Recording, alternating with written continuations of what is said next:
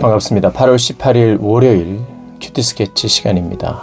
오늘 본문은 에스겔 19장 1절부터 14절까지의 말씀입니다. 오늘 본문은 이렇게 시작합니다. 너는 이스라엘 고관들을 위하여 애가를 지어 부르라. 네 어머니는 무엇이냐? 암사자라. 그가 사자들 가운데 엎드려 젊은 사자 중에서 그 새끼를 기르는데 그 새끼 하나를 키우매 젊은 사자가 되어 먹이 물어뜯기를 배워 사람을 삼키매 이방이 듣고 함정으로 그를 잡아 갈고리로 꿰어 끌고 애굽 땅으로 간지라. 오늘 본문은 이 19장은요 이스라엘의 고관들 왕들을 위하여 애가를 지으라고 하나님께서 말씀하십니다. 애가 장례식장에서 부를 노래, 슬퍼하며 부를 노래, 장례곡이 되겠죠. 왕조에 대한 장례곡입니다. 이 19장은 그래서 다윗 왕조가 이제 완전히 막을 내릴 것이다. 물론 하나님의 약속은 다윗 왕조가 영원할 것이라고.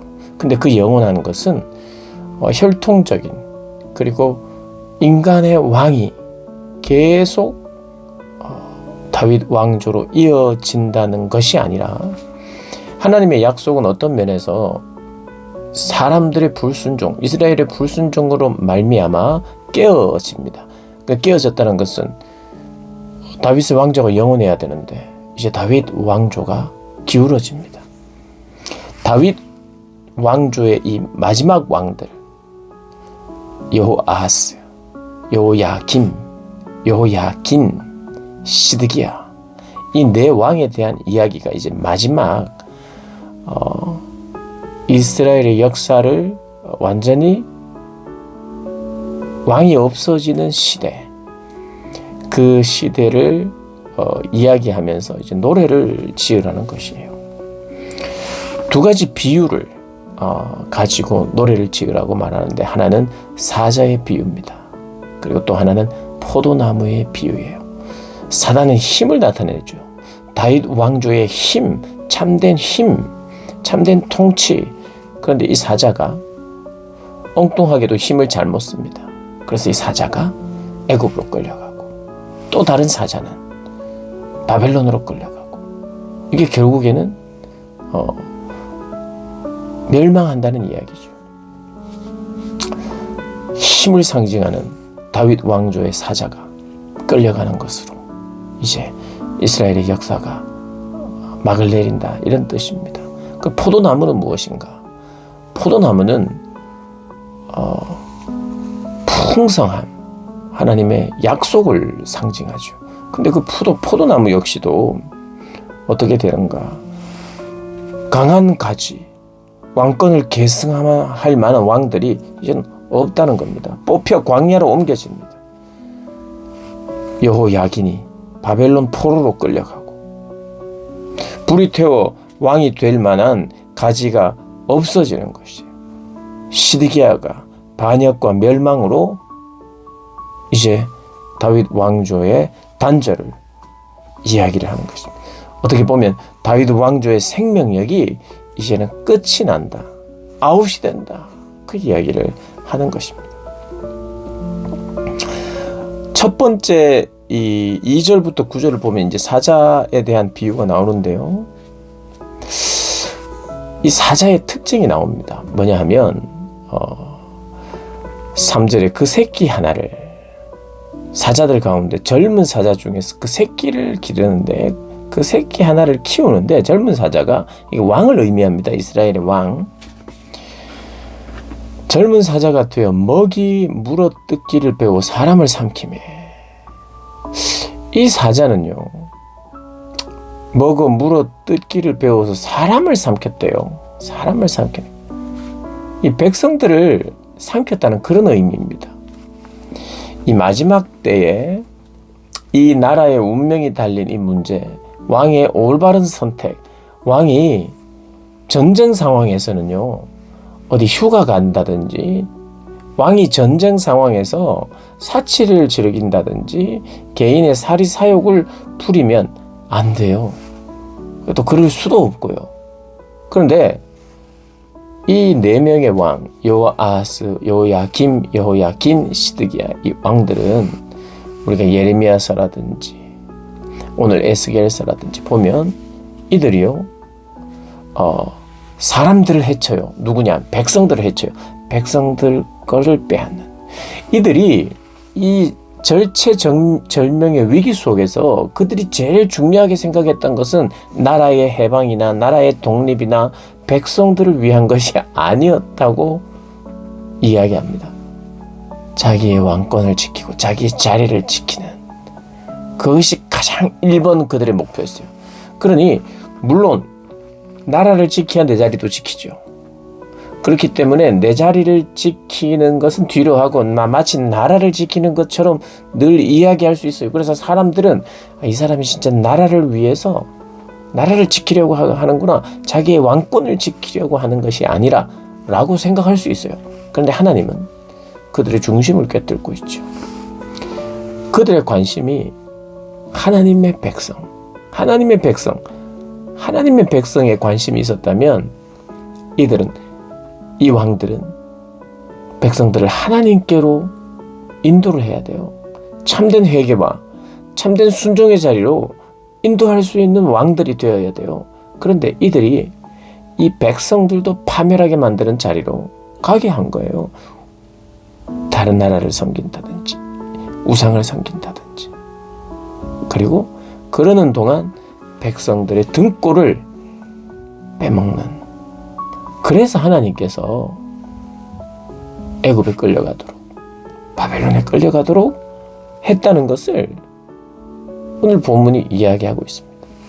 그 왕들이 힘을 휘둘려서 그 힘으로 나라를 위해 백성들을 위해 사용해야 되는데 백성을 삼키는 포악한 통치를 했다는 겁니다. 그래서 우리가 이스라엘의 이 마지막 때에 이스라엘이 망하고 예루살렘 성전이 완전히 회파될 때에 이 사람들의 상태, 상황, 입장 그런 것들을 하나님께서 속속들이 지금 표현하고 있어요. 그 왕들이 어땠는가? 이제 다윗의 왕조가 완전히 기울었는데 그들이 나의 말을 듣지 않을 뿐만 아니라 나의 말을 듣는 그 왕들의 동기 중에 중요한 동기 하나는 지배를 위해서 지자리를 지키기 위해서 그렇게 있다라고 하나님께서 이야기하는 거예요. 그 누구를 다른 이들을 위함이 아니라 자기를 위해서 휘둘렀다는 거예요. 그래서 그 결과 비참하게 끝이 납니다. 외세에 의해서 비참하게 이 왕들이 끝이 나요. 그걸 지금 이야기합니다. 그래서 포도나무는 다윗의 왕조를 의미합니다. 다윗의 왕조 이야기하면 뭐가 생각납니까? 다윗의 왕조는요, 와, 기분 좋아요. 누가 들어도. 다윗이 제대로 통치했지. 전쟁도 잘했지. 우리는 다윗의 왕조에 있어 할 때 자부심과 또 다윗 하면 참 이 뭔가 꿈틀꿈틀거리는 그런 다윗 왕조 하면 그런 게 있어요. 그런데 오늘 나오는 다윗 왕조는 기울어지는 다윗 왕조입니다. 더 이상 다윗 왕조라고 이름을 내걸고 계승할 만한 왕이 더 이상 없다는 거예요. 마지막 시드기야 왕은 그나마 장렬하게 포로로 끌려간 게 아니에요. 도망가다가 끌려갔습니다. 아주 수치스러운 왕이에요.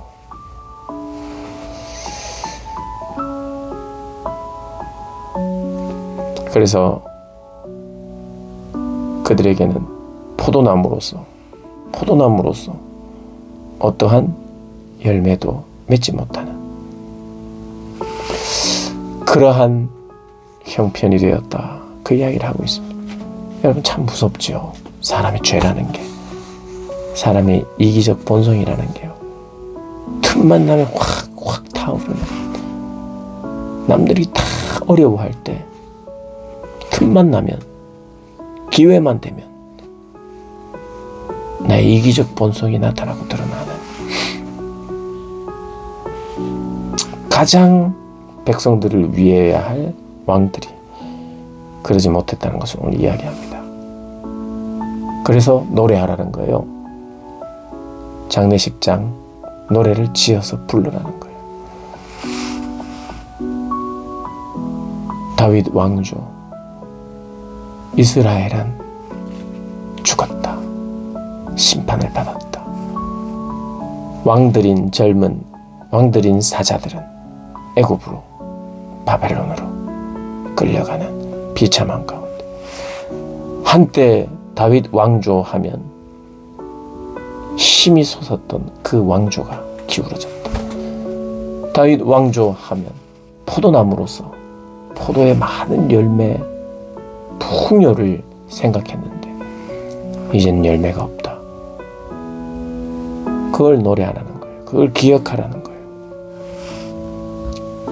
항상 생각하라는 거예요. 마지막 왕들이 어떠했는가. 참, 우리의 인생도 그렇죠. 우리는 얼마든지 다윗처럼도 살 수 있고 시드기야처럼 살 수도 있습니다. 이런 마지막 왕들의 이 장례의 노래로, 애가로 불려질 때 이들의 이름이 시드기야라든지 여호아하스라든지 여호야김이나 여호야긴이라든지 이름이 직접 거명은 되지 않지만 누구나 다 알아요. 아, 시드기야를 말하는구나. 여호야긴을 말하는구나. 여호아하스를 말하는구나. 그 왕들의 이름은 수치스러운 이름이 된 것입니다.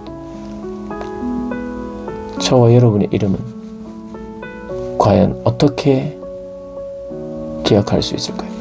내 이름을 위해서 살 필요는 없어요. 하나님의 이름을 위하여 내가 살면 하나님이 내 이름을 기억하고 뿐만 아니라 사람들이 우리의 이름을 기억합니다. 선한 이름으로. 그러나 나 자신의 본성과 이기심을 따라 살면 끌려갑니다. 포로로 갑니다. 그리고 애가에 속게 되는 이름이 될 것입니다. 우리의 자리가 어떠한 자리든지 애가에 내 이름이, 가사에 나를 상징하는 어떤 비유가 나오지 않는 그런 인생 되기를 원하는 마음으로 하루하루 살아가는 저와 여러분 되시길 주님의 이름으로 축복합니다.